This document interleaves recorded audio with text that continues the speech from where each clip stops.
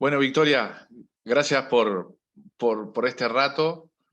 Es un gusto hablar contigo. Como antes de empezar esta grabación, te contaba de que yo te seguía en Twitter, conozco de un poco, la idea de conocer más de tu quehacer cotidiano, profesional, y sobre todo el tema como que nos une, o que me hizo acercar a tu cabeza, digamos, de alguna forma, perdón, es el tema del impacto que tuvo la pandemia, o que tiene todavía la pandemia, con la infancia, o sobre la infancia. Quería hacer una breve, o que vos me digas, vos cómo te definirías primero, ¿no? Sé que sos historiadora, sos docente, pero me gustaría saber un poco en qué anda tu vida hoy, a qué te dedicás, y para los que escuchen esto, te conozcan más. Bueno, sí, ¿qué tal? Muchas gracias, Sebastián, por invitarme. Es un honor para mí. Bueno, yo sí, soy historiadora, soy doctora en historia por la Universidad de Buenos Aires. Doy clases en la Universidad de Buenos Aires. Ahora estoy dando clases también en la Universidad Itela. Me especializo en el siglo XIX, sobre todo en la guerra de la Triple Alianza, que como uruguayos y argentinos también nos tuvo ahí. Eh, y bueno, en la pandemia además se sumó una cosa inesperada para mí, que no forma parte de mi trabajo, pero que fue convertirme en una suerte de activista y de divulgadora científica eh, por los derechos de los niños y de los adolescentes en la pandemia, eh, primero en relación a su salud integral y después, bueno, un poco centrado en el tema de las escuelas, que habría también muchas cuestiones de salud, no solo educativas. Así que bueno, eso soy yo. Yo te iba a compartir ahora, Campaya, una cosa que tengo acá, que estuve revisando. A ver.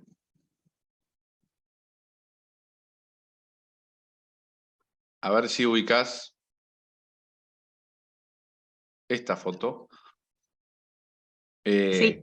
Esto va en formato podcast, pero también va a quedar en YouTube. Y es como un juego de alguna que se me ocurrió justo el otro día cuando te invité y accediste a hablar un poco. Uno de tus temas en historia es este. O decime primero qué conocés de esta foto, y el juego sería si hay algún paralelismo entre esto, ¿no? Y lo que pasó en la pandemia. No sé, es como... Y primero, bueno, esta foto es una conmemoración de la batalla de Acosta Ñu, que es la batalla en donde pelearon y murieron miles de niños paraguayos casi al final de la guerra de la Triple Alianza. Y que en Paraguay, en una decisión para mí un poco desacertada, se ha decidido que ese día, el 16 de agosto, cada 16 de agosto se celebra o se conmemora el Día del Niño o de la Niñez. Bueno, ¿qué pudo haber tenido que ver o no creo que de manera inconsciente?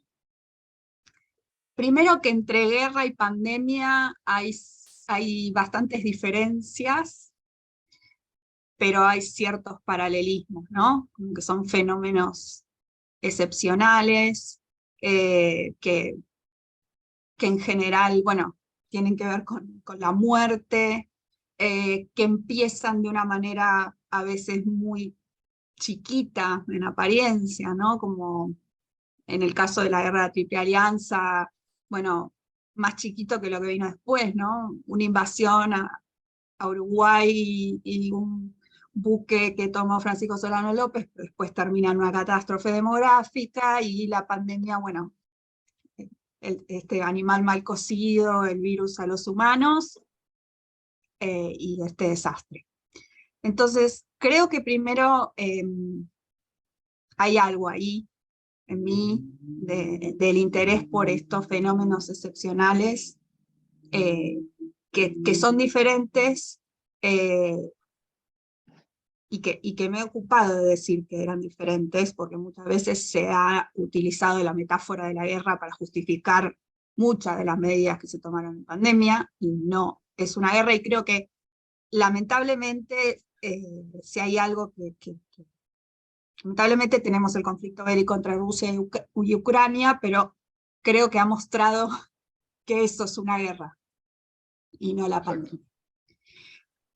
Pero antes de que empezara la pandemia, yo estaba empezando a investigar sobre los niños paraguayos en la guerra, pero no tanto en el frente, porque eso estaba más investigado, sino otro fenómeno que fue el de, digamos, las migraciones de alguna manera forzadas de muchos niños que quedaron huérfanos y que fueron tomados o por el ejército brasileño, por el ejército uruguayo y por el ejército argentino, además de mujeres, y llevados a esos países, a veces para ser adoptados, vendidos como siervos. Esta inquietud mía nació al conocer la historia de mi propia tatarabuela, que fue una niña paraguaya que quedó huérfana y que fue traída por el ejército argentino a Buenos Aires a ser criada, a trabajar como criada en una casa muy importante que hoy es el Museo Histórico Nacional, pero en ese momento era la casa de los Lezama. Entonces yo tenía cierta sensibilidad por la niñez. O sea, hay una historia familiar, un derrotero familiar, que nació en esa guerra, que vos estabas investigando, en tu rol de investigadora, en historia, y de antes de la pandemia, obviamente. Y luego la pandemia, obviamente, gatilla, capaz que inconscientemente gatilla elementos, e iba a compartir un par de extractos más tuyos, como para seguir en este engranaje. ¿Qué es esto, no? Vos saliste en Tapa de la Nación, por ejemplo, o una nota que te hicieron como la madre que logró reabrir las aulas. Después hablaremos de tu militancia por el tema de la reapertura de escuelas, que es algo que a mí también me preocupó mucho y que me hizo militar. Pero sobre todo tu libro quería mostrar, ¿no? Y que habla de esto. Estas son frases tuyas, ¿no? Los que piden cierre de escuelas se asuman como progresistas, pero son militantes del privilegio.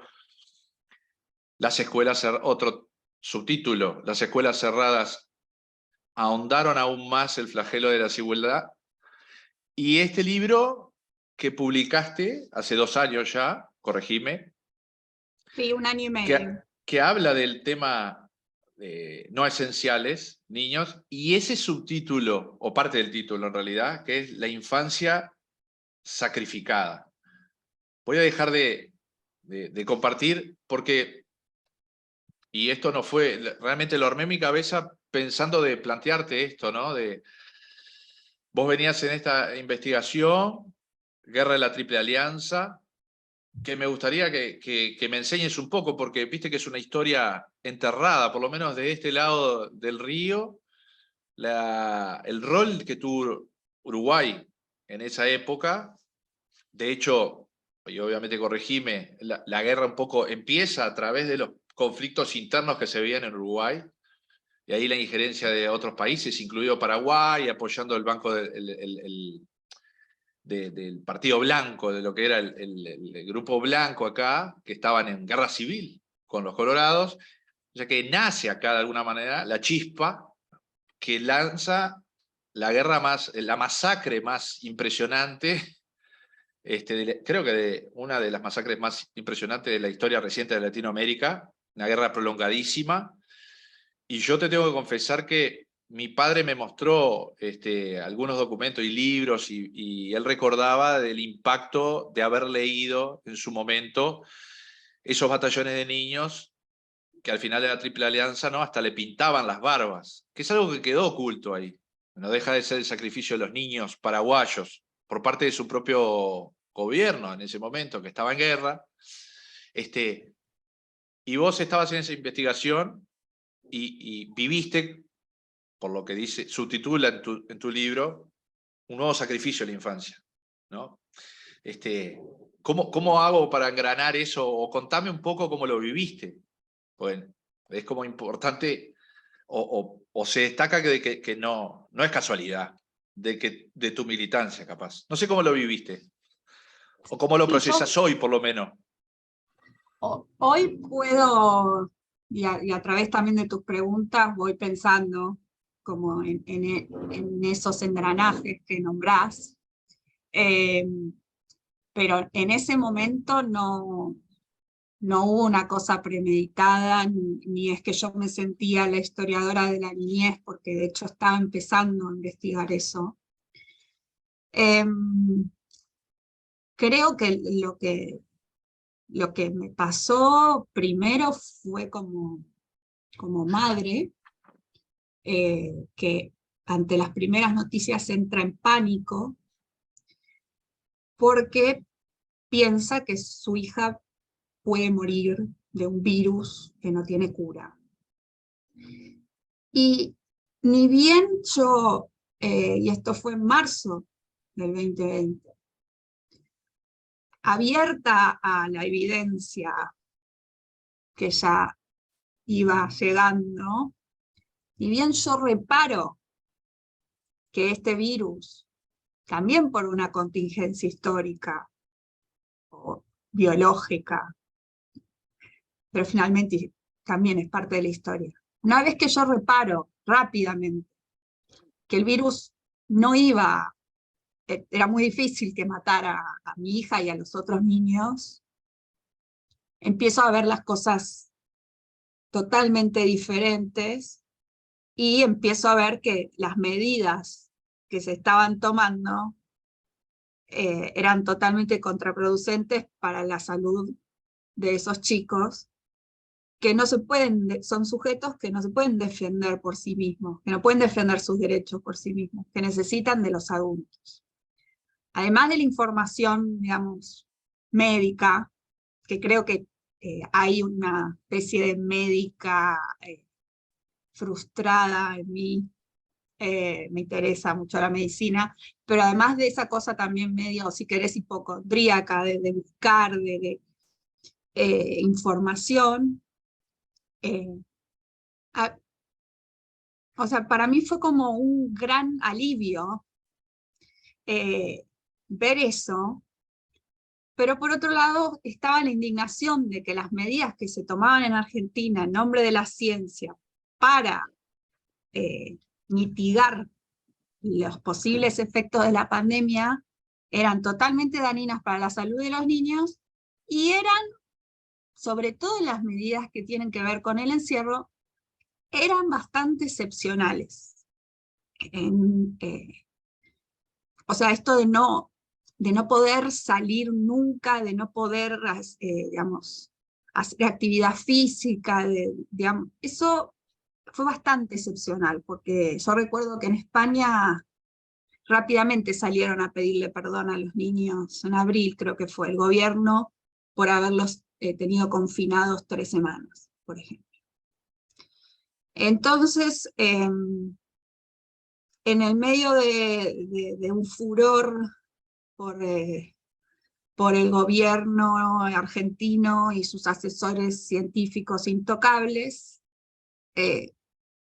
yo empecé a protestar con la evidencia que tenía en la mano y con cierta desobediencia civil, porque yo a mi hija la saqué a la plaza desde que supe que no le iba a pasar nada y que ella no iba a poner en riesgo a nadie. Ahora, cómo eso se ligó con la historia lo puedo ver hoy, pero no, la verdad es que no, en ese momento yo no me sentía, no era la historiadora de la niñez. No, tenía cierta llegada en Twitter, tenía bastantes seguidores, pero no tenía los seguidores que que tengo hoy. Había participado en los medios como historiadora, pero no con la magnitud que pasó después, ni me lo esperé jamás, ni lo hice con un fin, ni esperé nunca que en este caso el gobierno argentino insistiera, persistiera en el error y en el castigo a los niños y a los adolescentes. Tanto con el tema de las salidas, que aquí yo vivo digamos, en el conurbano, en los suburbios, recién en la ley, digamos, recién en agosto, septiembre, pudieron salir a la plaza. Sí, un semestre después. Cuando ya había, después cuando, bueno, yo ya estaba mirando todos los papers que Munro y todos los pediatras del primer mundo ya compilaban, digamos, ya se sabía bastante cosas ya sobre los niños para ese momento, y sobre el aire libre ni hablar. Y bueno, primero esa persistencia en el encierro, que fue muy dañina, y hoy, bueno, está cada vez más estos coletazos de los daños en la salud mental, sobre todo de los adolescentes. Y después lo de las escuelas. Una vez que entendieron que no se podía tener encerrada a una población vulnerable a la salud mental y a su salud física, y no casi nada vulnerable al virus, bueno, después empezaron a obstinarse con las escuelas, y eso también me encendió, y ahí fue una cosa que no esperaba, que fue imparable, y que un poco también esa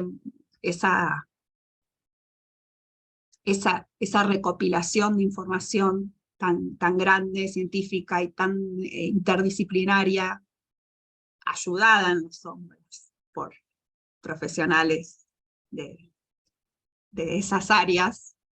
Yo era una comunicadora, finalmente. Bueno, se plasmó en ese libro. Que ahí lo que reunís es un poco la evidencia que había en ese momento y las alertas que se veían, de que esto no iba a ser gratis.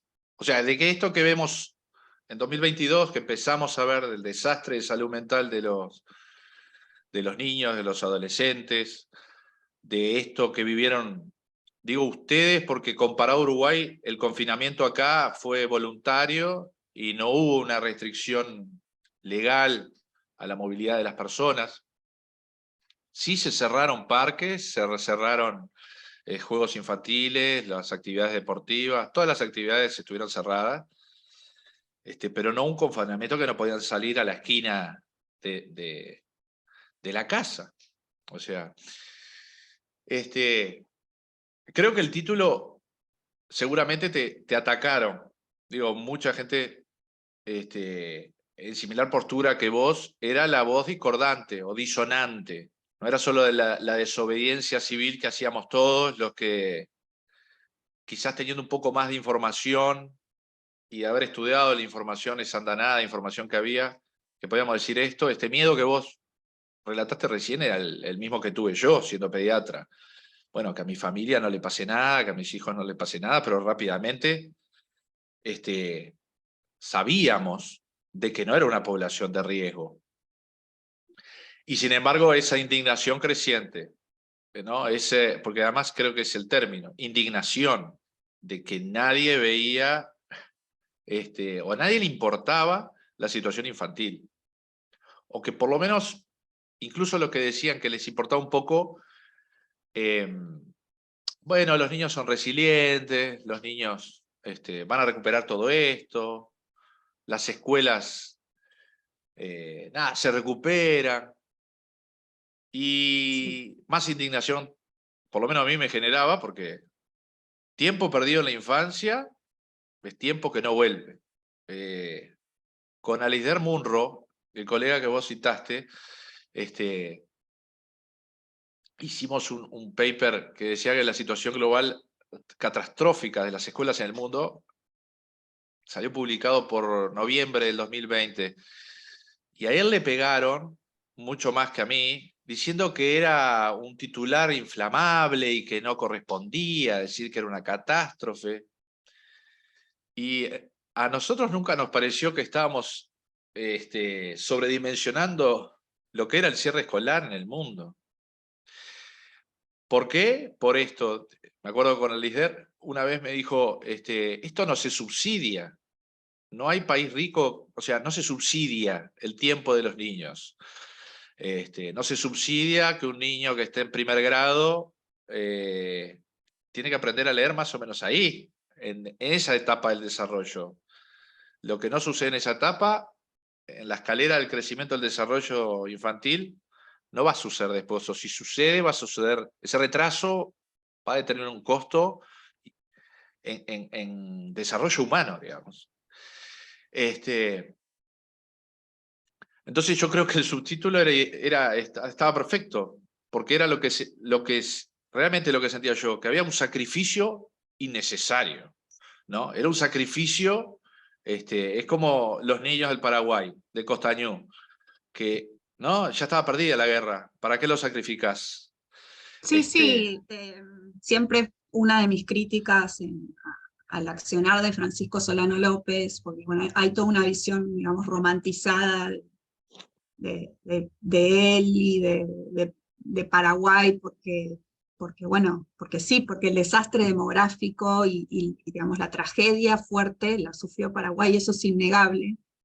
Pero una de mis críticas a Francisco Solano López es sin duda que cuando el ejército aliado entra en Asunción y pone la bandera brasileña en el Palacio de Gobierno, Francisco Solano López se tendría que haber rendido, porque no había más nada que hacer y el último año de la guerra iba a ser solo él escapando y la gente y los niños muriendo, exponiéndose a morir. Entonces, sí, yo creo que acá pasó lo mismo. Era como absolutamente absurdo, o sea, rozaba entre lo absurdo e indignante todas las justificaciones que aparecían, desde, bueno, relativizar la salud mental, hasta, bueno, esto que decís vos, ¿no? Como totalmente innecesario, era como, bueno, que sufran porque no es para tanto, porque a mí me han llegado a citar hasta Ana Frank, ¿no? Como ejemplo de resiliencia. Y de resistencia. Sí, o no, mi abuela que estuvo en la Segunda Guerra Mundial y pobre tu abuela, ¿no? Y no me compares una guerra en donde hay muchas decisiones que no se pueden tomar, en donde la gente corre y se escapa por su subsistencia, por preservar la vida en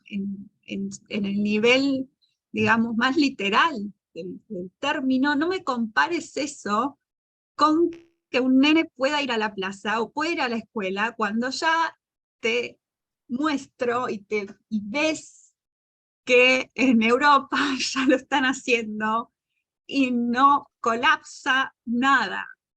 Entonces, para mí era impresionante, fue impresionante. En Argentina, bueno, tenemos nuestra grieta partidaria, política, y bueno, y mi postura partidaria es conocida, opositora al gobierno, pero yo nunca pensé que el gobierno que se la da de progresista y todo, iba a insistir con el cierre, que sus seguidores y gente formada, mucha gente formada en ciencias sociales y humanidades, redujeran la pandemia a un fenómeno biológico. Nunca pensé que alguien podía ser tan ciego ideológicamente como para no ver el daño que le estaba haciendo a sus hijos. Creo que la cachetada a todo esto fue cuando se publica la fotografía del presidente festejándole el cumpleaños en julio del 2020 a su mujer, dentro de la casa de la residencia de Olivos, con las ventanas cerradas en la era prevacunas y con niños en la fiesta. Entonces ni ellos no eran asesinos de niños. Ellos sabían que a esos niños no les iba a pasar nada, en julio de 2020.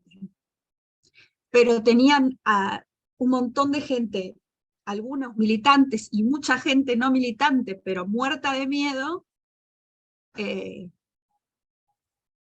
paralizada de miedo con sus hijos encerrados, transmitiéndoles miedo a sus hijos. Hoy leía en esta nota que compartimos de La Nación hoy, los adolescentes dibujando sobre la muerte, escribiendo sobre la muerte. Además de, bueno, las autolesiones, todo que eso ya está en el libro, ¿no? 1 año y medio ya estaba lo de los papers de las autolesiones. Ya estaban. Entonces, pero bueno, yo no era la científica del gobierno.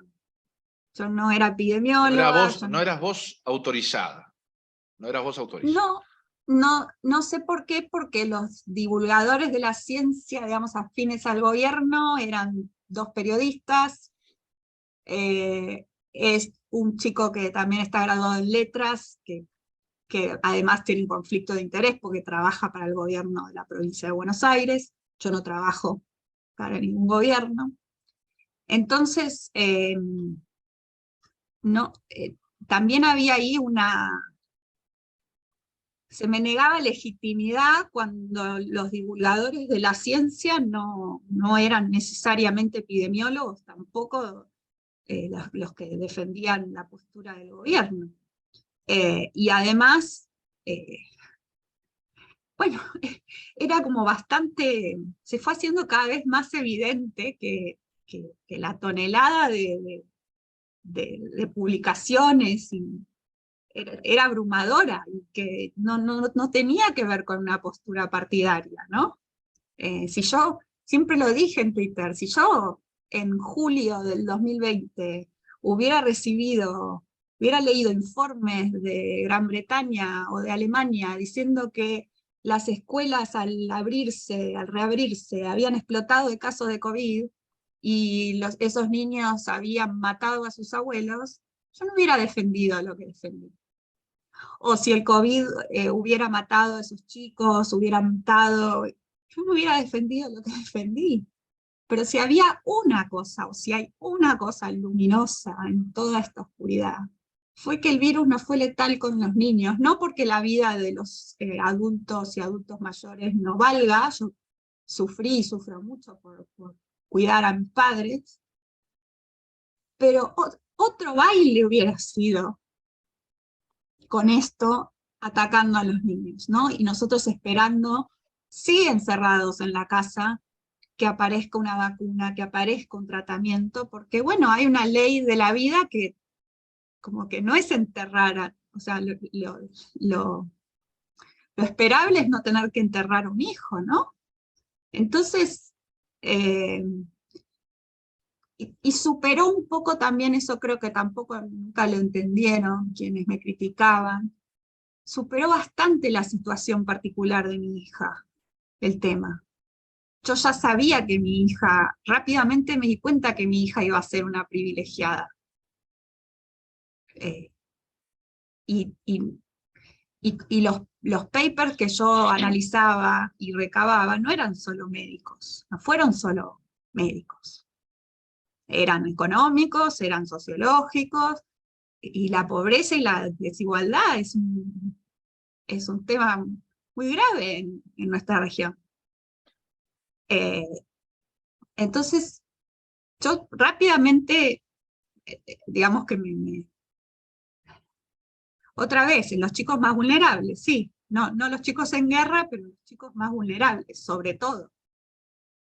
O sea, que de eso, hablando de guerra, trayendo la Triple Alianza a lo que vivimos, hubo todo un diálogo con términos bélicos.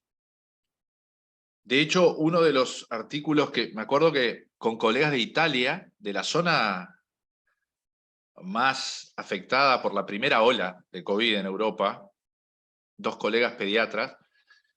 ¿Te acordás lo que mostraban en Milán? Hay una colega de Milán, Ana Camporesi, y ella, me acuerdo que hablando en aquel 2020, decía, acá se está usando un lenguaje de guerra que es muy propio en algunas cosas de la medicina, ¿no? ¿Te acordás aquel lenguaje de estamos acá en la primera línea de batalla, esta guerra? Y nosotros, era un editorial sencillo, pero decíamos, acá no hay una guerra. There is no SARS wars. Acá no hay una guerra jugando un poco con Star Wars, pero sí se hizo sentir como si fuera una guerra. Y en las guerras ya sabemos que son los que más mueren. Después, como vos trajiste el tema de Ucrania, que tuvo una visibilidad y una exposición mediática tremenda, y todos los que habíamos vivido la pandemia vimos bien clarito que no tenía nada que ver con lo que vivíamos nosotros. Directamente no tenías ni siquiera un lugar bajo tierra para esconderte cuando te bombardeaban. Yo la pregunta que me hago muchas veces es ¿qué historia se escribirá de esto? Porque a vos es tu trabajo, digamos, tratar de disecar la historia. Y la historia, ¿quién la cuenta? ¿Quién va a contar esta historia? ¿Cómo se contará esta historia? Porque a mí me pasa de muchos, en mi ámbito profesional, colegas que literalmente hasta niegan que estuvieron en esa vereda que fomentó el cierre escolar, por ejemplo.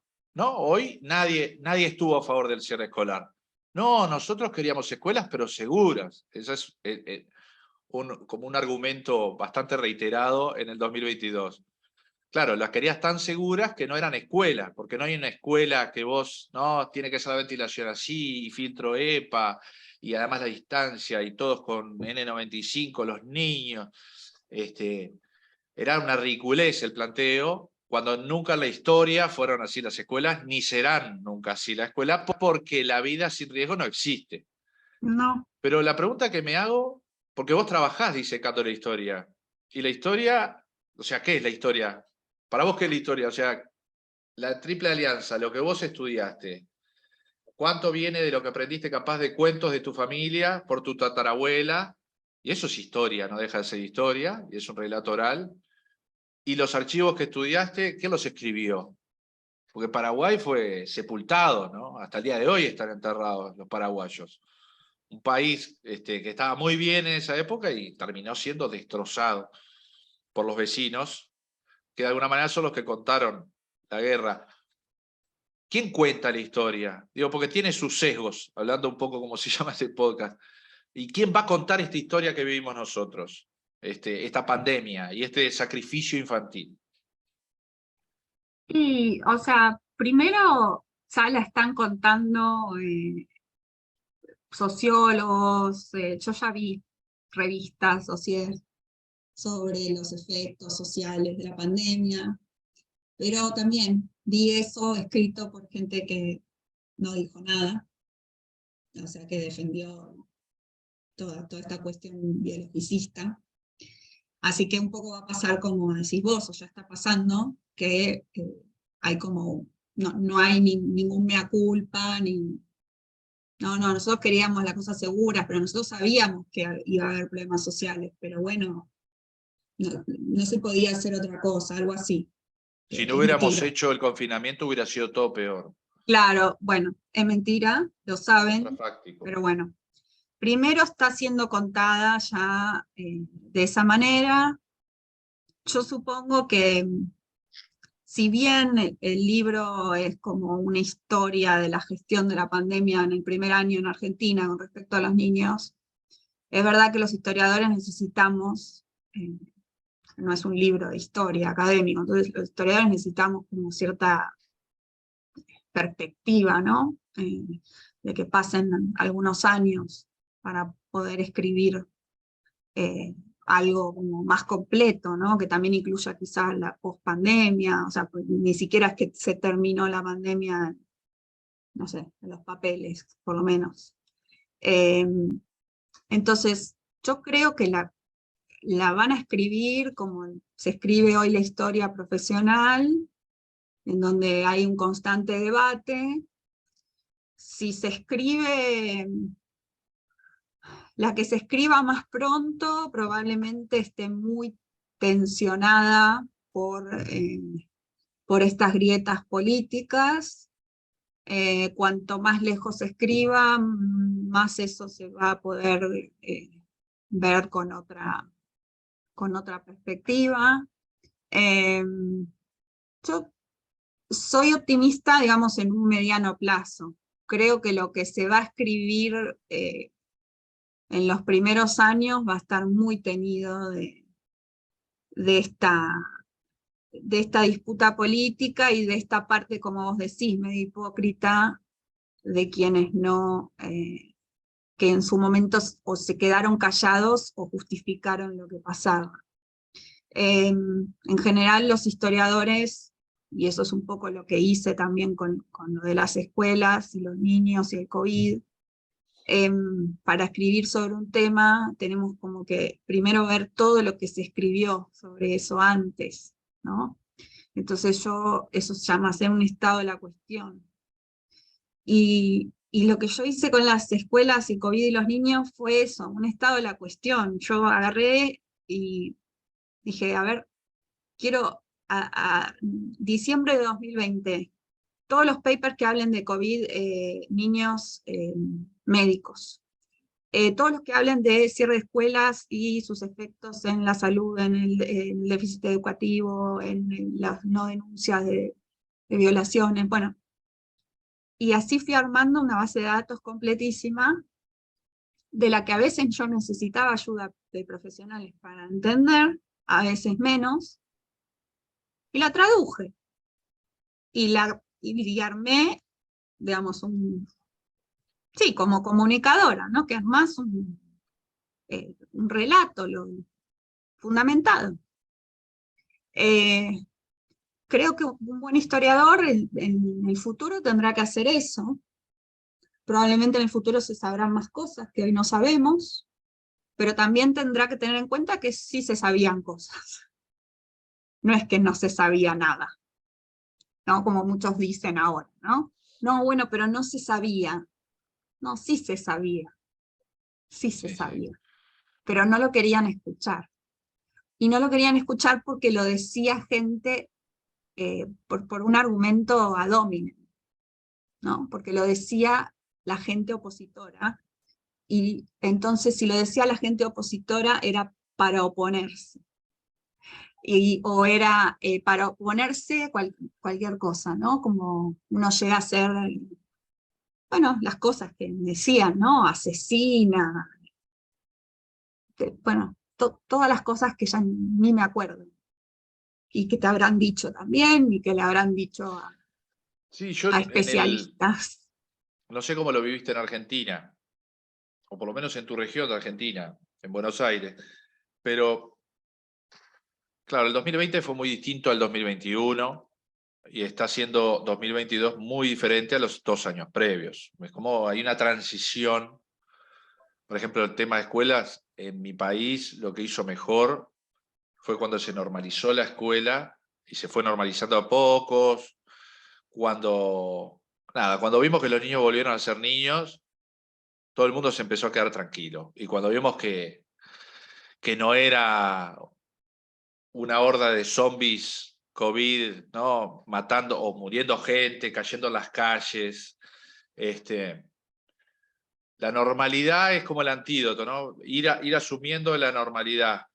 Ahora, hay algo que sucedió en todos lados en más o menor grado, en sociedades además que tienen problemas de inequidad fuertes, como son nuestros países, y se ve muy claro en Estados Unidos, que es un país también súper inequitativo, con 1000 problemas y súper compleja. Es esa grieta que transformó un problema que era inicialmente biológico en un tema político.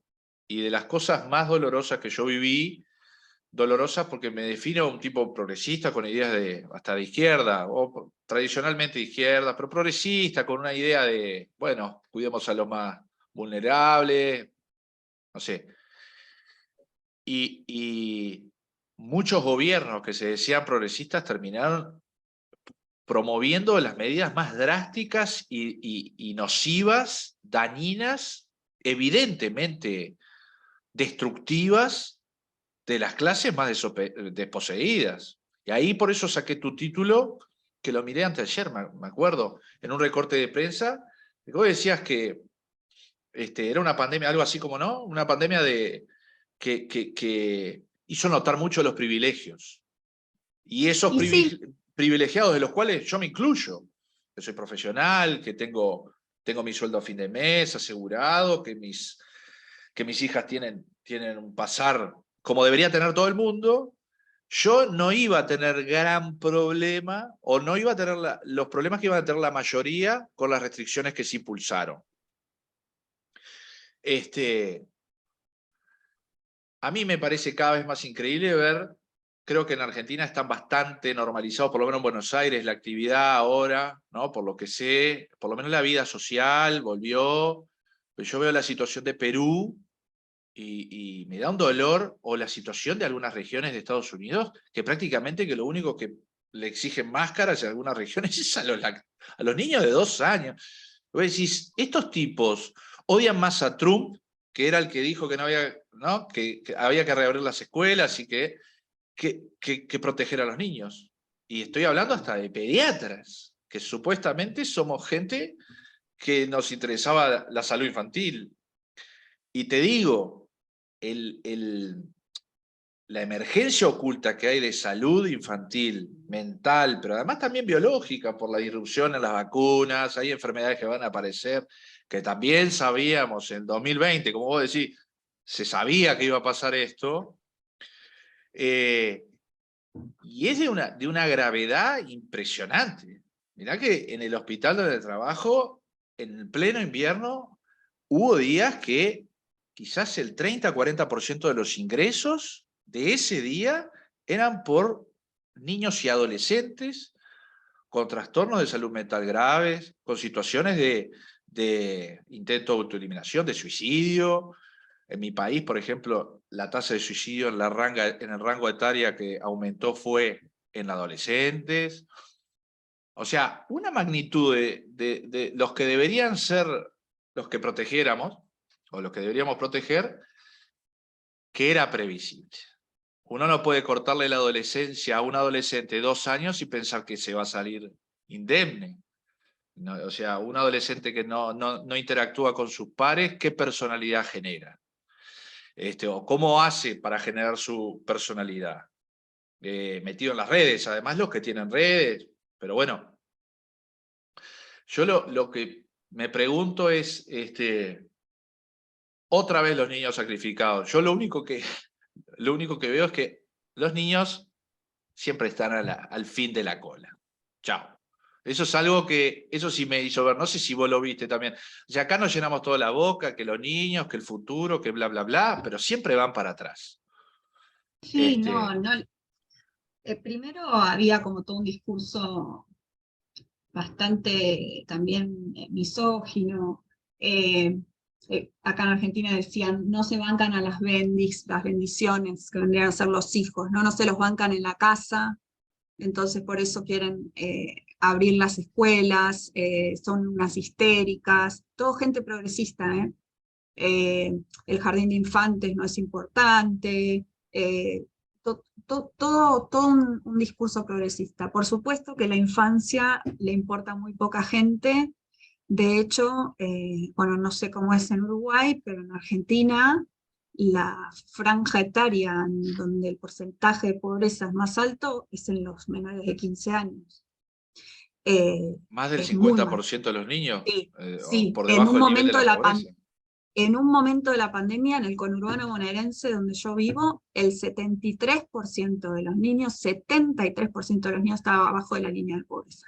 Y las escuelas estaban cerradas. Porque además acá estuvo el tema el año pasado de que la ciudad decidió y logró que la Corte Suprema le diera la razón en dejar las escuelas abiertas, y del otro lado de la autopista teníamos las escuelas cerradas 2 meses. Que eso para mí fue... digamos, incluso a veces hasta fue más difícil incluso que el año del cierre porque era una injusticia tremenda, y ahí teníamos el 73% de los niños acá de este lado bajo la línea de pobreza, y solo por una pelea partidaria un día decidieron que la única medida que se les ocurría ante la segunda ola era cerrar el colegio.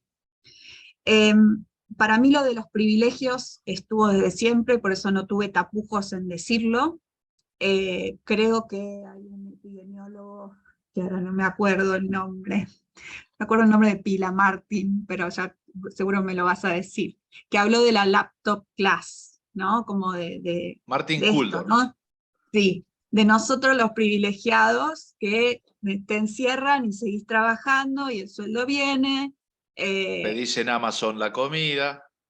Bueno, entonces sí, claro, y me acuerdo que en Twitter había algunos tuiteros que hablaban de, bueno, nos van a salvar los motoqueros de estos Rapis y Pedidos Ya y estas empresas. Eh, entonces, claro, se hizo, ¿quién podía estar en esa situación de privilegio tanto tiempo? Solo una pequeña porción de la población. Y ni siquiera porque, digamos, muchos de ellos, en mi caso, por ejemplo, soy investigadora de CONICET, o sea que mi salario también depende de los ingresos del Estado. Entonces, al destruir la economía, o sea, fue toda una bola una sucesión de errores y eh, de minimizar el impacto, que además los economistas ya lo decían, como si tuviéramos, qué sé yo, las arcas noruegas acá para darnos, y ni en Noruega se tomaron esa atribución de parar todo tanto tiempo. Entonces sí, para mí claramente eran militantes del privilegio, quienes más, otra cosa que decían era clases hay. ¿Por qué? Porque sus hijos y mis hijos tenían algún tipo de Zoom, cuando en realidad el 78% de los chicos en Argentina tenían clases por WhatsApp, que eran una tarea en el celular de la madre o el padre, en el mejor de los casos. Por lo menos 1 millón o 1,5 millones de chicos Recuerdo habían algunos perdido. diciendo que esto había llegado para quedarse y que prácticamente que Eh, ahora lo virtual iba a ser la nueva forma educativa. bueno, sí. Cada Eh, imbecilidad que se, se escuchó, porque no hay se, que equivo decirle se, de otra se manera. equivocaron muy feo. Pasaron de ser los anti-pantalla, casi ideología Waldorf, bueno, no, esto vino a transformar la educación y los niños tienen que educarse por la computadora.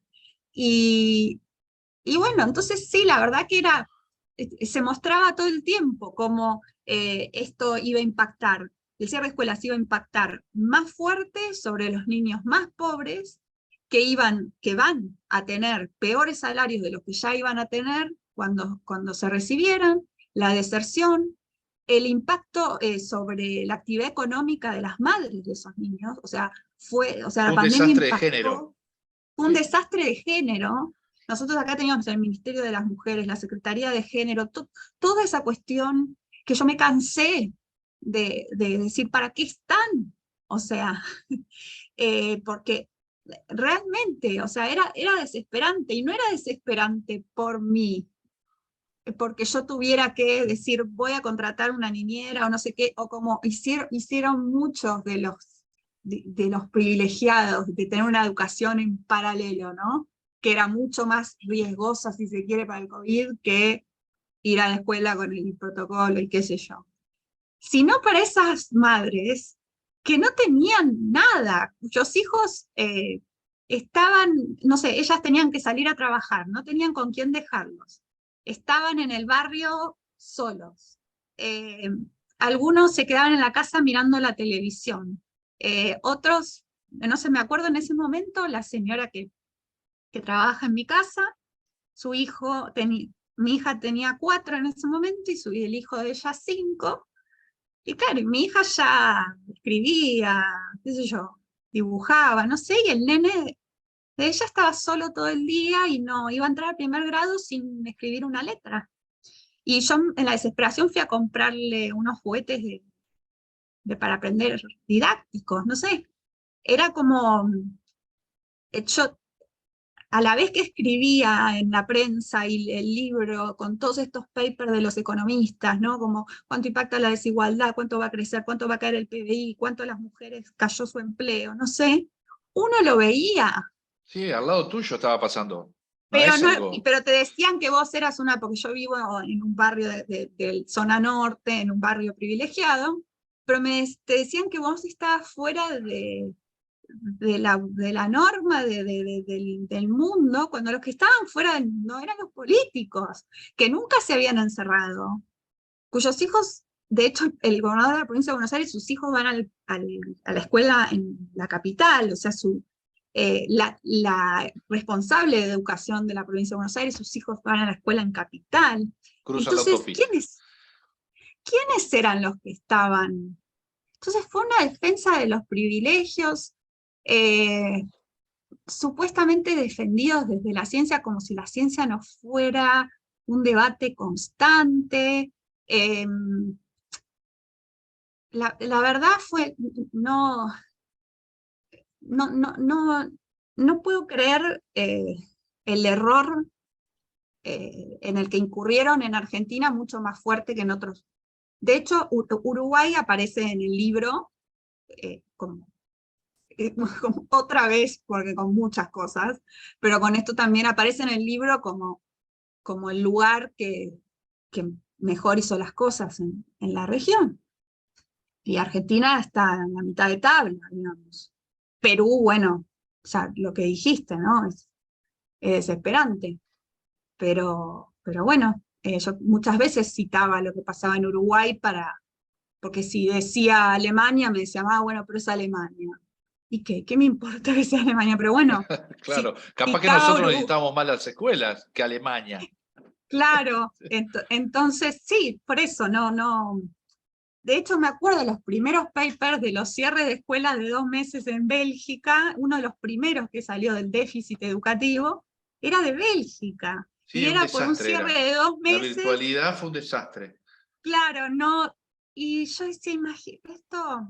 Y lo más triste es que no se va a medir bien, por lo menos en Argentina no le confío tenemos un problema con las estadísticas en Argentina y la manipulación, y es difícil creer que lo van a medir bien. De hecho, cuando esto fue tan fuerte, de lo de las escuelas, que en parte hizo que perdieran, digamos, las elecciones el año pasado, que la primera medida que tomaran fue cambiar al ministro de Educación y abrir todas las escuelas todos los días. Y Sí, ahí frente a un revés electoral, ¿no? Fue es lo enseguida. primero es lo primero que hicieron. Es lo primero que hicieron porque en los barrios populares se los estaban comiendo crudos, porque la gente no podía vivir más, no podía vivir, porque era una injusticia total, porque esas madres que iban a trabajar a Capital llegaban en la casa donde trabajan haciendo la tarea de limpieza, y los hijos estaban en el colegio. Y ellas habían dejado al hijo, no sé, con la vecina o solo. Y entonces, bueno, ahora ahí asumió ese nuevo ministro con este discurso de, bueno, ya los daños son muchos, qué sé yo. También empezó, bueno, ahora son 1.000.000, a las 2 semanas eran 500.000 los que habían abandonado. Todo era, viste, como a ojo, ¿no? Entonces, la verdad es que a la Argentina ya tenía un problema educativo serio, esta resistencia a las pruebas estandarizadas. Ahora, bueno, yo la verdad es que no soy optimista, me parece que la Una, desigualdad una, creció. una cosa que hablando con colegas también preocupados con este tema es que quizás nos enfocamos mucho en los malos ejemplos de manejo del tema escuelas, por ejemplo. Y hay otras regiones y otros países como Escandinavia, digo como región, pero también Suecia, Noruega, Dinamarca. Uno piensa, bueno, ¿por qué manejaron tan bien el tema de las escuelas? Porque hoy cada día es más claro que no había que cerrar las escuelas. Ellos lo hicieron. Nosotros tenemos la tendencia a ir a ver el ejemplo negativo y estudiar lo negativo, ¿no? A ver qué hicieron estos mal. Pero en realidad lo que hay que hacer es ver, a ver, por qué en Escandinavia se bueno, Suecia creo que nunca cerró, ni siquiera hubo restricciones nunca en las escuelas, pero los otros países que fueron un poco más cautos y tuvieron algún lockdown que duró poco tiempo, el manejo de la situación infantil como un todo, yo creo que lo van a cobrar en el sentido social, sacándole una distancia a todos los países cerca de ellos, como fue Inglaterra, en los próximos decenios. Esto es algo, va a suceder. Ahora, yo hablaba con un colega justo de este tema y decía, bueno, pero ¿por qué los suecos, por qué los daneses, por qué los noruegos hicieron? Bueno, porque habían priorizado la educación desde hace un siglo, un poco menos de un siglo, pero la educación y el sistema educativo es prioritario para ellos desde hace mucho tiempo. Vos ponés el ejemplo Uruguay, sí, Uruguay tuvo como una postura distinta, también el impacto de la pandemia fue menor acá que en otros países, ¿no?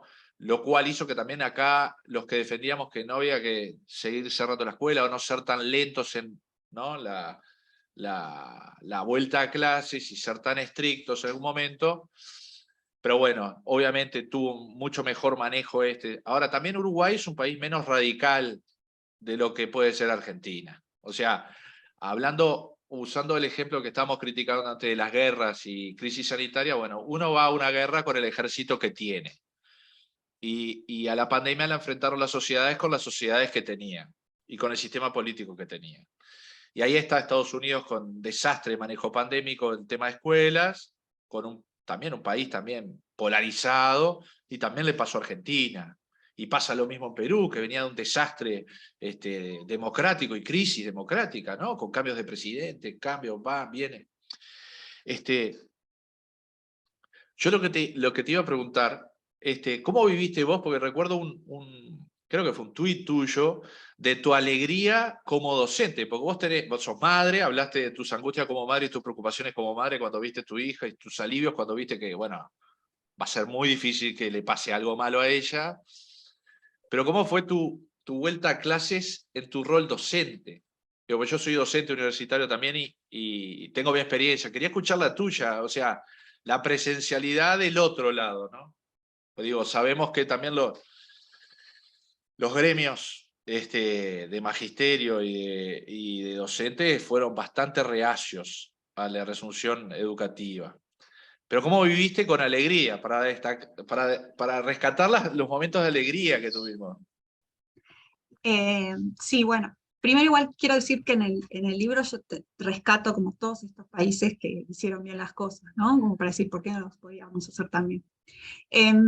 Bueno, para mí, el cuatrimestre que pasó, que yo volví a dar clase en la facultad, doy clase en la Facultad de Filosofía y Letras, en la UBA, yo no, digamos, no había sido una activista tan clara por abrir las universidades, entendía que tenían un nivel de prioridad un poquito menor que por varias razones, pero lo viví con mucha alegría, con mucha pasión que recibí al final del cuatrimestre, en las devoluciones de los alumnos, y yo misma me di cuenta el tipo de clases que di. Pero además lo viví como la entrada, como algo que decías hace un rato, como si yo fui activista por defender cierta normalidad, por defender que no podíamos vivir como si estuviéramos en guerra. Una vez que esto bajara, yo tenía que ser consecuente con lo que había defendido. Tenía que bajar mi posición, tenía que bajar el activismo de la frecuencia de yo lo dijimos, y tenía que volver a mi vida presencial y plena. Para mí fue muy satisfactorio. Algunos alumnos estaban más perdidos que otros, algunos no habían venido nunca a la facultad. Me puse una actitud como más maternal, si se quiere, para que una profesora universitaria común. y me hizo muy bien. Me hizo muy bien que hasta uno de ellos viniera en la facultad, digamos, mi posición política para la facultad es lo peor que puede pasar, ¿no? Aunque es muy difícil eso. Para mí, la pandemia me hizo perder el miedo a decir ideológicamente lo que pienso. La mayoría de mis colegas, profesores, maestros que tuve, piensan diferente. En la facultad, en general, sí, piensa bastante diferente, pero para mí fue muy emocionante cuando al final se acercó un alumno y me dijo que él me seguía de antes en Twitter y que entre comillas, así exacto, me odiaba por lo de las escuelas, pero que al final tuvo que reconocer que yo tenía razón. Y para mí fue muy importante porque yo todo el tiempo defendí esto también como docente, insistiendo que no era contra los docentes, que nadie quería matar docentes, que nadie estaba diciendo que los docentes no trabajaran o no hacían un esfuerzo en la virtualidad. Claro que lo hicieron, pero aún con todos los esfuerzos, la virtualidad no alcanza y a veces no está garantizada más allá de lo que haga el docente. Y digamos, incluso a nivel universitario, la diferencia entre las clases que yo pude dar este cuatrimestre, los exámenes finales orales que tomé este cuatrimestre, a todo lo que hice estos 2 años, sobre todo el primer año que no entendíamos nada y no sabíamos ni cómo encararlo, fue un abismo, ¿no? Y ahora lo veo también en la universidad privada. Los espacios de sociabilidad, esto de que los chicos salen con sus amigos de la cursada, van, toman el café, comen, y renace la vida, ¿no? Entonces yo un poco a veces pienso que lo mejor a veces que podemos hacer los que nos comprometimos con esto, aunque a veces uno cada tanto vuelve al tema, y por supuesto los trabajadores de la salud, y más con niños, seguirán hablando de esto, pero en mi caso, creo que la mejor manera de honrar lo poco o mucho que hice es volver a la normalidad lo más que pueda. Después, si eso se transforma en otra cosa, ese activismo se transforma en otra cosa, bueno, y si no, está bien, pero como, no, digamos, no tampoco vivir como sí, en esto que decías, como en la cosa negativa constante, ¿no? De nosotros le dijimos, nosotros, no, ahora hay que trabajar. No sé, cada uno desde los profesionales de la salud mental que están desbordados, los pediatras que verán patologías desatendidas o niños no vacunados, y los economistas que tendrán que planear, no sé, combos de rescate, no Y sí, es sé, lo pues que en nos Argentina tocó. nos... Es lo que Sí, hicimos, lo que pudimos hacer con lo que teníamos. Y bueno, pero bueno, a mí no como que este año de la vuelta a la normalidad, también porque me pasó que el año pasado, al final del año, mi marido ganó una beca Fulbright y fuimos a Arizona, lo acompañé, digamos, tomé licencia de mis actividades, lo acompañé, tomé una postura como más de retraerme, mientras todo también volvía a la normalidad, y cuando llegué a Arizona, esto que decía de Estados Unidos, es muy federal, ¿no? Entonces llegué a Arizona y en Arizona nunca habían cerrado una certeza que tengo absoluta es que el jardín de infantes, el kinder, nunca debió cerrar en ningún lado. O sea, porque mantiene, me acuerdo de los suizos cuando abrieron las escuelas, fueron medio cínicos, porque era como, necesitamos que la gente trabaje. O sea, entonces sí. era como, por supuesto que tienen los derechos de los niños y todo, pero entonces como que el Jardín de Infantes nunca tendría que haber cerrado, pero Chegua, Arizona nunca había cerrado. Y no había barbijo en ningún lado. Y entonces ¿Eso cuándo ahí yo fue? ¿En qué dije, altura fue? esto fue en octubre del año pasado. Bueno, llevo a mi hija a un jardín de allá, nada, no existía el barbijo. Y entonces ahí dije, bueno, es tiempo de volver, pedimos normalidad, eh, ahora mostremos normalidad o bajemos un poco practiquemos la normalidad. Ahora, por supuesto que queda trabajo que hacer, por supuesto que a mí me han quedado las ganas de hacer un libro que abarque más tiempo, porque me quedó corto, pero, y probablemente que abarque América Latina, pero quizá tengo que esperar, ¿no? Que Todavía decante.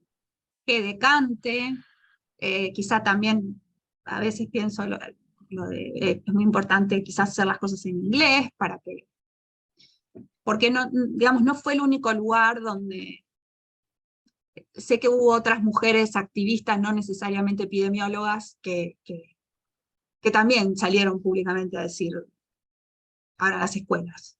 Entonces, yo creo que ahora tenemos que hacer un balance entre recordar y mostrar que los daños que hay y que hubo gente que lo advirtió, hacer nuestro trabajo para revertirlo desde cada lugar. Y bueno, después cuando pase un poco el tiempo, se irá reconstruyendo la historia, narrando. No sé, en mi caso fue mucha la exposición en un momento, eso que mostraste de La Nación quizás fue como el sumum, ¿no? De todo, porque eran como los personajes, no eran como, eran los personajes del año, y yo era una, y el título, que no lo puse, digamos, no fue tan afortunado. Para que no te conozca, capaz que es como muy grandilocuente, ¿no? Como No, porque una yo no madre. abrí Claro. yo no abrí las escuelas. Fue la madre que divulgó información científica para que las escuelas abrieran o que ayudó a abrirlas, no sé. Había formas de decirlo que no negaran, digamos, el rol del movimiento de madres y padres que en todo el país, y eso sí, de manera inédita, me parece, en América Latina, se formó. Es una de las cosas que como, está bueno Pablo darlo. Cayota, un profesor de acá, que hace poco estuvimos hablando en este podcast, hablaba de los tesoros que nos dejó la pandemia. Él siempre rescata, como que quiere ver los tesoros que dejó el tsunami, ¿no? Se está retirando el agua, y bueno, ves que quedó después de la marea. Y él dice que el rol que tuvieron la sociedad civil organizada en este formato, ¿no? Familias organizadas de las escuelas, de los colegios, en múltiples países, fue un tesoro, digamos, por cómo se gestó y cómo funcionó y cómo trabajaron, además. Era como, pasó en Argentina, pasó en Uruguay, también en Chile, también en Perú ahora, que las veo a esas madres, esos padres peleando para que reabran las escuelas, y me retrotraigo a lo que yo estaba peleando hace capaz que un año atrás, y lo que yo le decía es, bueno, sigan así, que van a ver que esto se va a terminar, porque, como dice el dicho, siempre que llovió paró, ¿no? Y es así. Es lo que nos dejó la peste, nuestra peste, la peste de este siglo.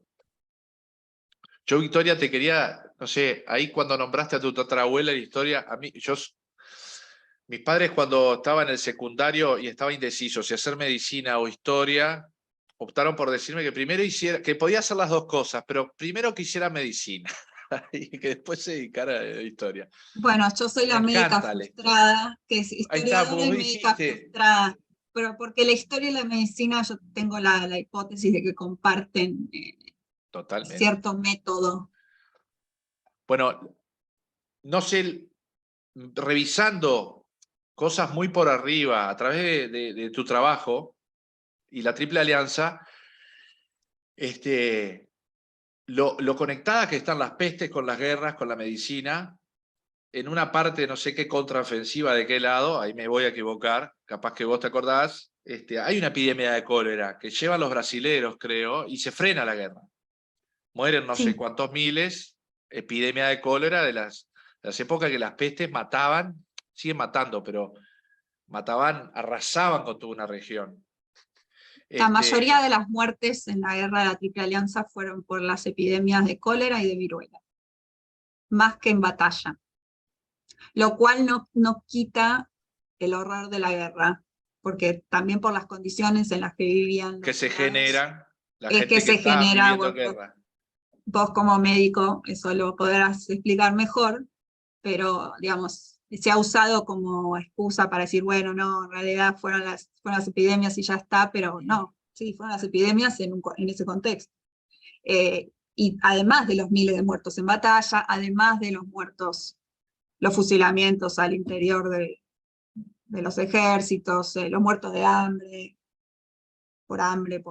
bueno, pero Los sí, muertos que, la disrupción social de quedar, si corregime, obviamente, la mitad de la población del Paraguay de ese entonces, bueno, desapareció, y encima el desastre también de la vida infantil, obviamente, totalmente destrozada, todos los avances que había tenido los gobiernos paraguayos previos, ¿no? De avances sociales, era una sociedad bastante prolija, por decirlo de alguna manera, en lo que era esa segunda mitad, o primera y segunda mitad del siglo XIX, queda destrozada. Y eso tiene consecuencias hasta el día de hoy. Vos, porque claro, vos estás metida y sabés, es de los temas que más sabés la Triple Alianza, pero ¿te acordás cuando empecé a hablar contigo y yo dije, esto es una historia oculta, ¿no? Es una historia que no se habla, porque ninguno de los vencedores aceptan la maldición que significó destrozar un pueblo. Digo, está todo bien con las guerras, pero fue una masacre. Si vos le tuvieras que explicar a alguien, a un uruguayo, a un argentino, a alguien del siglo XXI, ¿qué fue la Triple Alianza? Te estoy poniendo un aprieto porque no es algo sencillo. Pero, ¿qué destacarías de qué significó la Triple Alianza para aquella América Latina y qué cosas podés rescatar de ese fenómeno bélico, que como todo fenómeno bélico de tal magnitud, tiene coletazos hasta el día de hoy? sí, creo que, o sea, lo que significó primero, como dije, ¿no? Las guerras, las pandemias, las guerras en general, se sabe cuándo empiezan, no cuándo terminan. En general se piensan que van a ser más rápidas de lo que son. Y en general empiezan por causas que por ahí al lado de las consecuencias son más pequeñas o menos destructivas. La Triple Alianza lo que se significaba en ese momento era poder saldar una cuestión de límites que no se había podido saldar en todo el siglo XIX, ni a través de la diplomacia, ni a través de invasiones militares, digamos, menores. Una cuestión también por política ideológica, eh, pero en principio fue eso, ¿no? Como el fracaso, la guerra para mí es el fracaso de la política, en ese momento definir las fronteras y controlar los ríos, controlar ciertos territorios era muy importante. Hoy por ahí nos parece que no es tan importante, pero era muy importante. Se estaban consolidando los estados nacionales, y el cauce que terminó teniendo fue el inicio de esa guerra con la Triple Alianza. Pero ninguno de los actores, y cuando digo ninguno de los actores, lo digo de verdad, esperaba una guerra tan larga y una guerra tan cruenta. O sea, no es que justo ayer tuve una audiencia en el Parla Sur y bueno, me hablaban esto del genocidio, bueno, yo discutía esta, porque la tragedia fue enorme, pero fue el resultado de malas decisiones de los políticos con esta contingencia también de las epidemias, con crímenes de guerra, con obstinaciones políticas, tanto de Mitre como de Pedro II, y también de Francisco Solano López. Creo que el papel de Uruguay en ese sentido rápidamente ya empieza a ser simbólico, así que creo que Uruguay puede como alivianar su carga en esta guerra. Pero aunque nadie lo haya buscado así, aunque en Argentina en ese momento pasaban los años y estaban todos los políticos diciendo basta, basta, no queremos gastar más dinero en esta guerra, basta, nadie, estaban todos hartos. De todas maneras terminó en el desastre que terminó, murieron decenas de miles de argentinos, de brasileños y cientos de uruguayos, pero murió probablemente casi el 60% de la población de Paraguay. Y ese impacto de guerra total sobre Paraguay no existió en los otros países. Eso es innegable, eso provoca en el Paraguay hasta hoy una suerte de trauma nacional, recorre todo el espacio público, las calles, los feriados, la memoria. Bueno, el Día del Niño, ¿no? Que se festeja, que está por festejarlo, creo. El día del Día del Niño. Pero bueno, es complicado, o sea, hay toda una, digamos, también yo hablaba al principio, ¿no? La idealización de López está muy ligada a todo un discurso y construido durante la dictadura de Stroessner. Cuando cae la dictadura de Stroessner, se llega a muchos archivos en donde se ve como Francisco Solano López fusiló a parte de su ejército, torturó a los que consideraba conspiradores, mató y torturó a mujeres de esos conspiradores, las mandó a morir de hambre, tenía lugares de trabajo forzoso para algunas mujeres. Entonces, yo no... es difícil porque yo no... yo entiendo el trauma, podría decir, bueno, que familiarmente me tocó, pero en algún punto también creo que la manera de sanar ese trauma, por supuesto que es seguir investigando, haciendo historia de la manera más profesional posible, pero también creo que es mejorando las políticas de integración entre nuestros países. Sobre todo, atendiendo por ahí a las desigualdades entre los dos grandes del Mercosur y los miembros más chicos, atendiendo a la integración a veces de políticas culturales, lingüísticas que no existen, las trabas burocráticas que a veces hay, la cuestión de la discriminación, la comunidad, por ejemplo, la comunidad paraguaya, que es la primera de inmigrantes que hay acá en Argentina.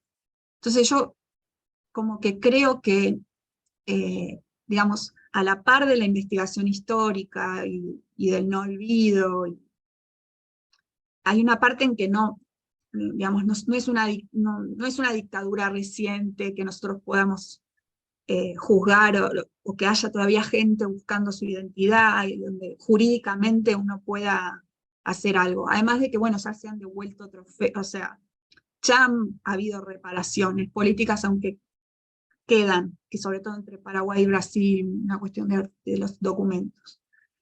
Pero yo creo que en paralelo con eso, lo que tenemos que hacer es mejorar la integración.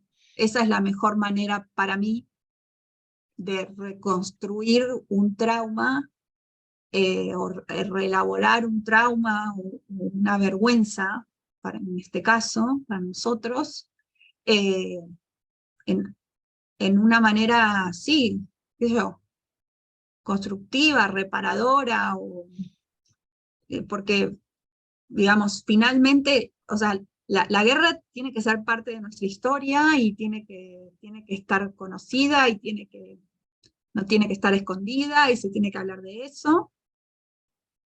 Pero la guerra ya pasaron muchos años. A mí me hubiera gustado que 20 años después hubiera habido un juicio sobre eso, pero en ese momento no estaban codificados como hoy los crímenes de guerra. Claro.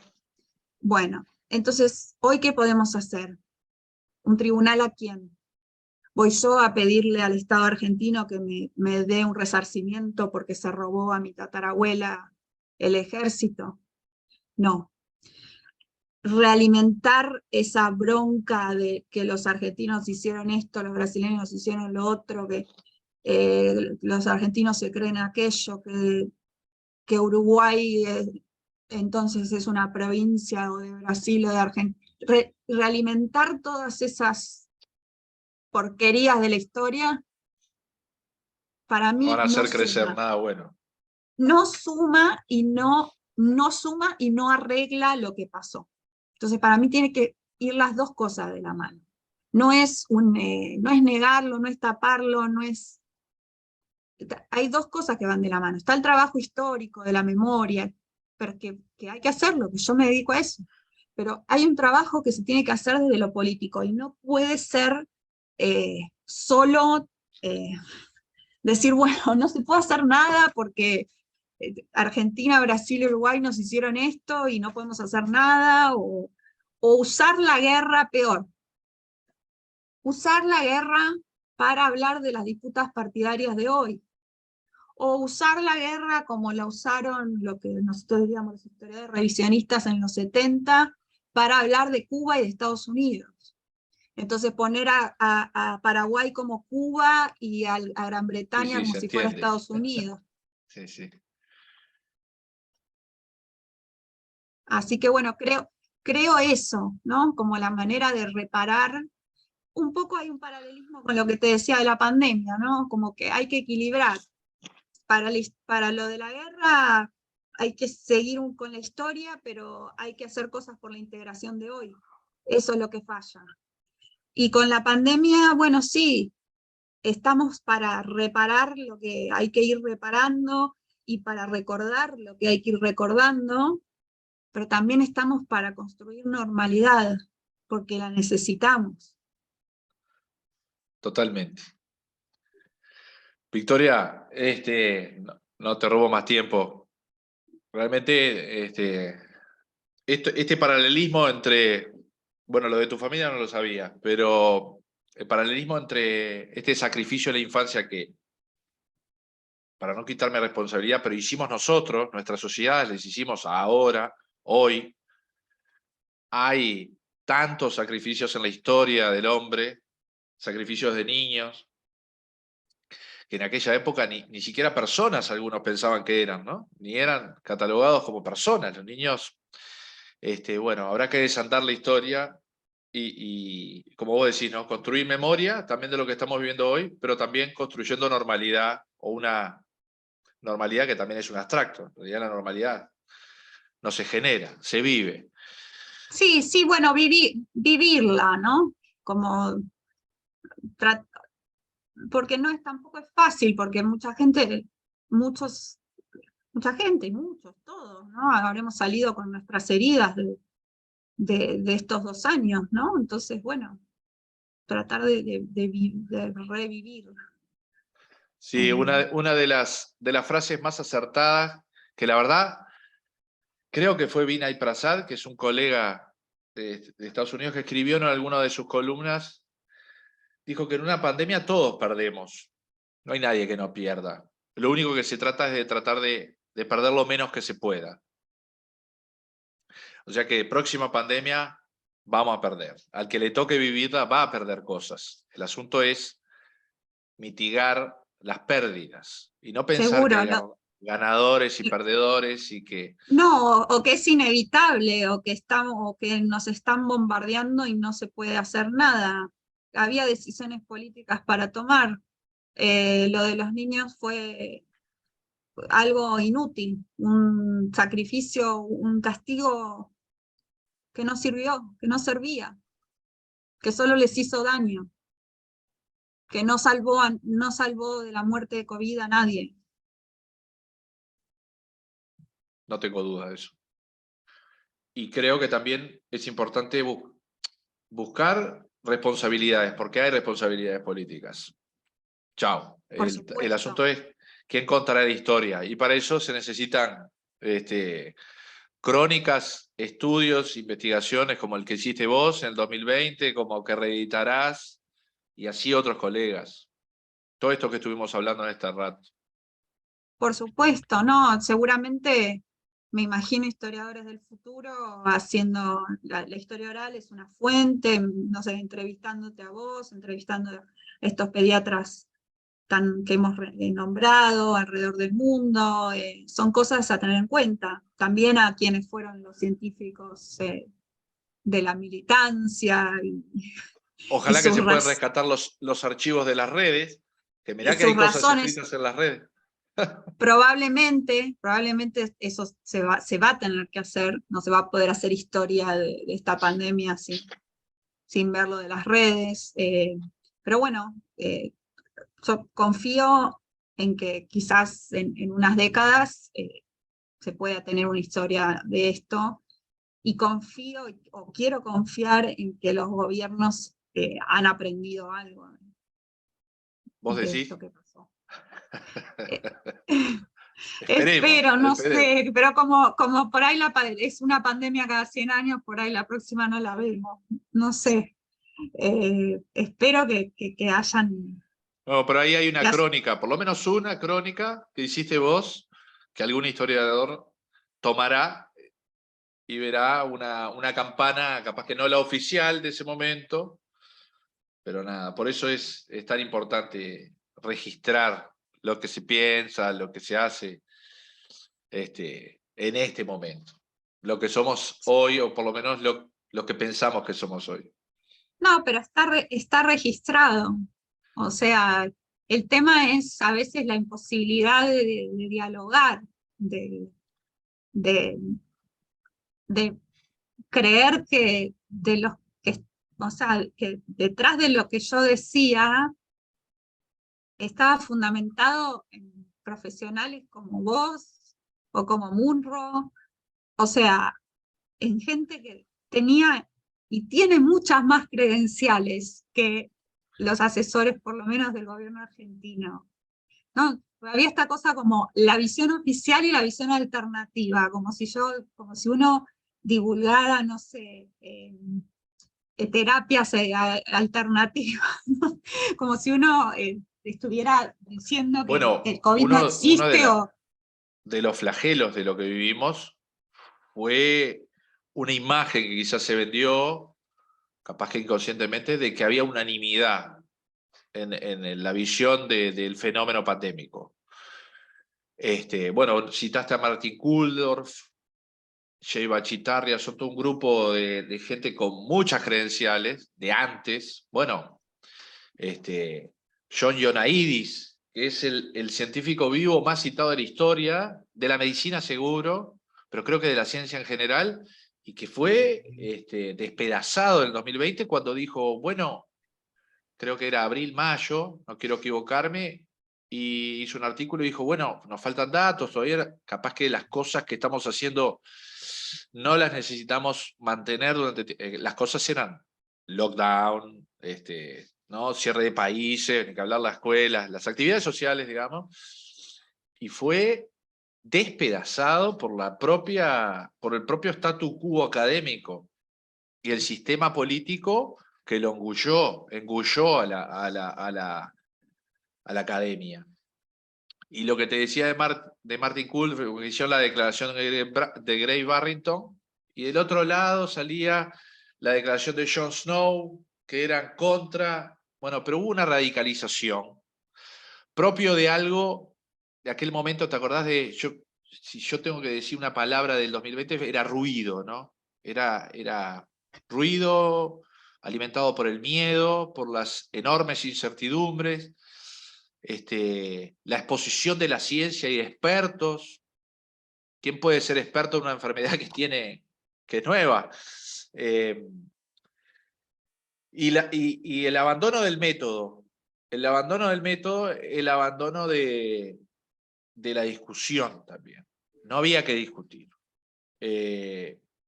¿Y cómo no vas a discutir? Bueno, uno pretendería que tendría que haber discusión y escuchar las distintas visiones de un fenómeno tan complejo.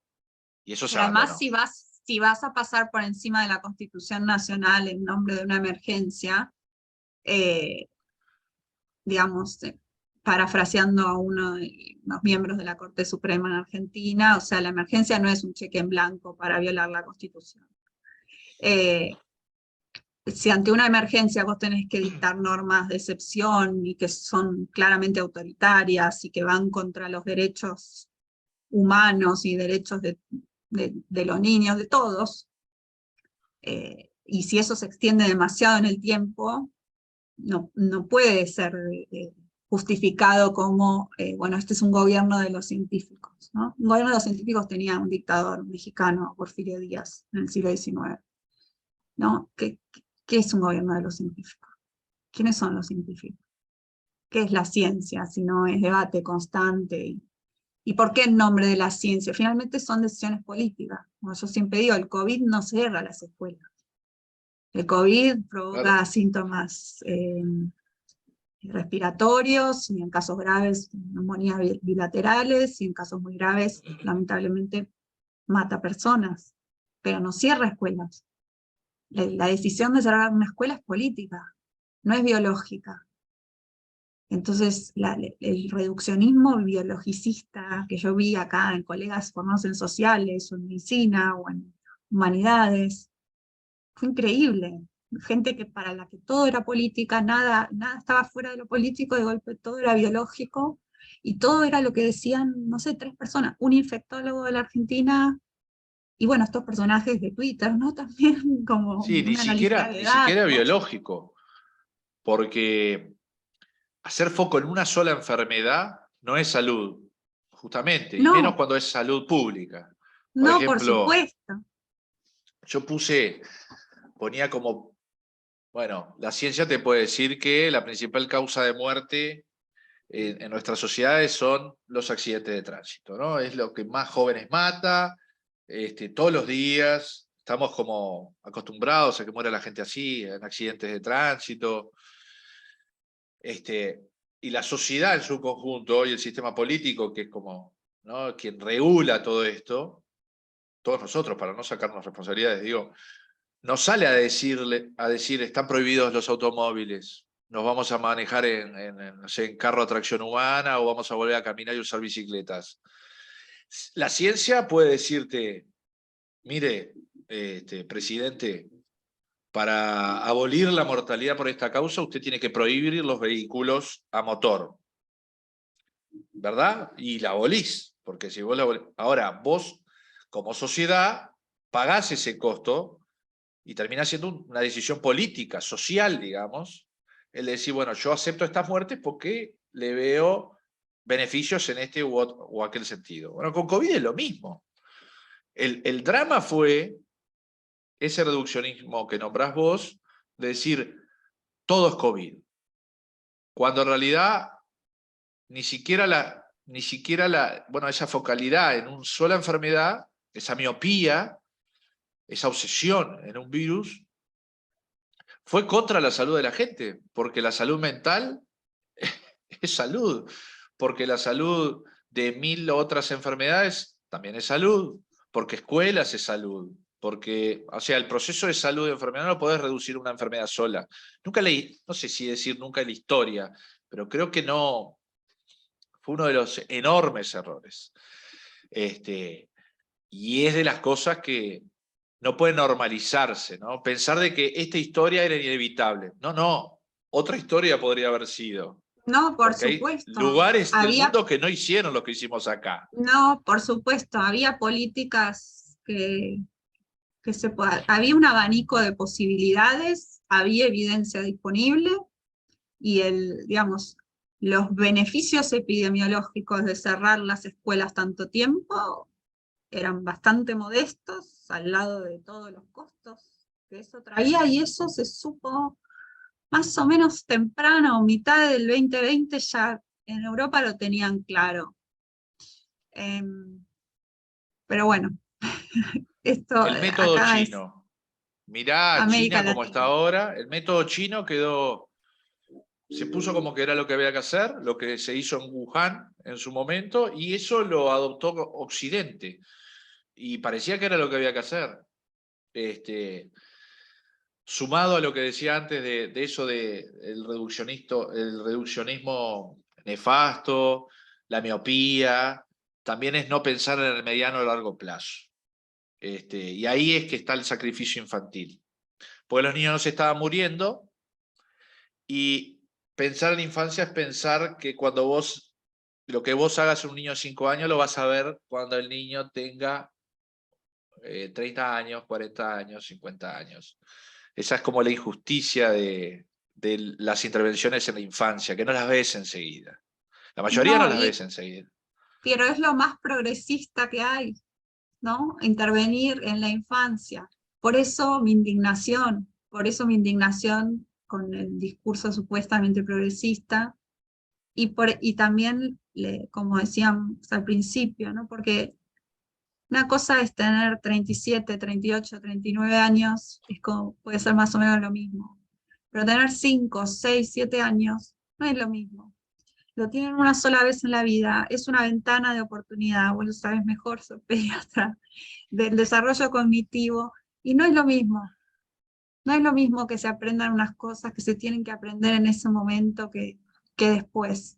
Entonces, nada, y para mí también era una aberración ética que ante cada variante nueva estuvieran estos agoreros diciendo, esta variante ahora sí es letal muy letal con los niños, ¿no? Era como, digamos, hacer cualquier cosa, estar esperando, por favor, así estos abreescuelas no tienen razón, ¿no? Así que bueno, me alegra que en el mundo haya pediatras como vos, y pediatras de terapia intensiva además, ¿no? Porque eh, Bueno, no, yo no, cuento que una de las investigaciones primeras que me hizo empezar a verme mi rol de padre también, nosotros nos costó muchísimo juntar niños críticos con COVID. Y eso fue, o sea, eso fue una señal. Tuvimos que juntar decenas de centros en todo el mundo y no encontrábamos niños críticos con COVID, mientras que las UCI de adultos estaban llenas de pacientes con COVID y colapsaba el sistema hospitalario. Con niños no. Del lado del investigador, bueno, no tenía mucho material para investigar, eso era como una desgracia, pero era una alegría, era como confirmar, decir, no tenemos pacientes, hay poco. tengo un familiar que es pediatra de terapia intensiva y que en los picos, en las olas, lo pasaban a trabajar con Adultos. adultos, porque bueno, por saber intubar, ¿no? Por estas cuestiones que no se puede formar un intensivista, eh, porque las UTI de niños están vacías, ¿no? Con Estaban los niños vacías. encerrados y el COVID que no. Eh, entonces, bueno, sí, sí, era el lado luminoso de esta pandemia, y, y había que aprovecharlo de otra manera. También hay algo interesante. Esta generación de chicos va a crecer y quizás ellos tengan algo que decir y algo que escribir. Ya lo Ya están tienen voz. diciendo. Ya tienen Ya lo cosas. están diciendo. Eh, pero, pero creo que cada vez van a ir diciendo más cosas, ¿no? Y eso va a ser, eso ya es cuando uno lo lee, es conmovedor y a la vez es indignante por eso, porque uno sabe, sin hacer anacronismo, como decimos los historiadores, o sea, sin el diario del lunes. Porque algunos dicen, ahora con el diario del lunes ustedes, no, ¿qué diario del lunes? Se sabía en ese momento, pero no nos escuchaban. Bueno, los niños van a ser el mejor libro de historia de esta historia, Probablemente. tal cual. O Victoria, te mando un abrazo, charco de por Un medio. abrazo. Sí, Vamos a seguir en la vuelta. La lucha por la enseñanza y, bueno, de distintas carpas, pero el interés por la infancia necesita de voces como las tuyas. Así sí. que te agradezco el rato No, gracias a vos, para mí un honor estar acá. y nada. Bueno, un abrazo. Un abrazo.